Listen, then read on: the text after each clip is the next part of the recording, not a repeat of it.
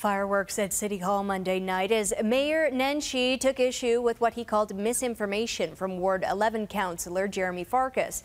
In the end, Farkas was ejected from the council meeting. Tensions surrounded the pay raise or pay cut the councillors and the mayor would be getting this year. Farkas posted on social media that the raise would be 2.3%, but council had new information that they would actually be getting a 0.2% decrease. During the debate, the mayor had enough and asked for the councillor to retract his misleading statement to the public.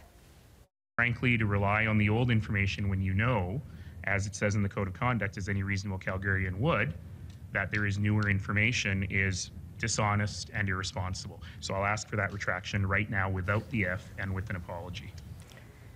Farkas did not apologize and did not retract his Facebook post, so council unanimously voted to eject him from the meeting. Farkas will be given the opportunity to apologize again at the next council meeting.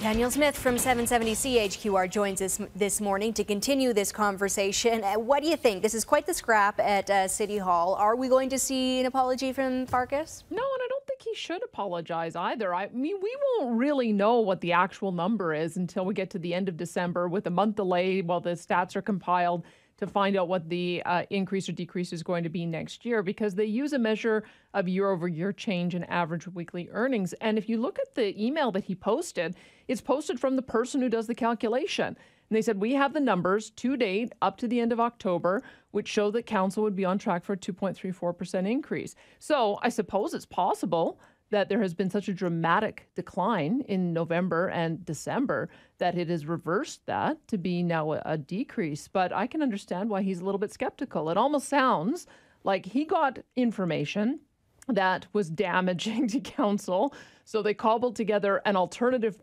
projection so that they could counter that. But again, I think we have to check and see what the facts are when the real information comes out.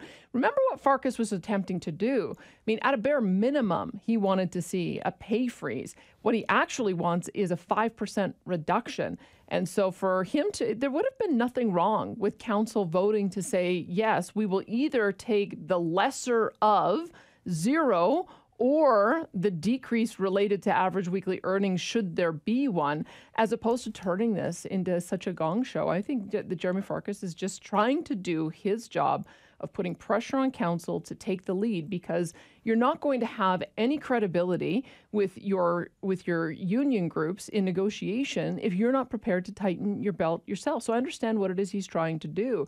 You also don't have much credibility with taxpayers in saying you've got to pay more if you're not prepared to show even a minor amount of belt tightening. So I'm going to wait and see what the numbers actually turn out to be when they come out. But I think that they turned this into a hoo-ha that they didn't need to. I think everybody could have had a win out of this. Yeah, well, still some math to be done here. But I think what you're saying, I mean, that 0.2% decrease, still a far cry from the 5% decrease he was asking for. Yeah, completely. So I think he's, I understand what he's trying to do, but I think the point is that he's been so consistent on this that he's ruffled the feathers of his council members. But again, I think I don't fault him for the approach that he's taking. All right, and more on that from Danielle Smith today between 9:30 and 12:30. Thank you very much, Danielle, for joining us.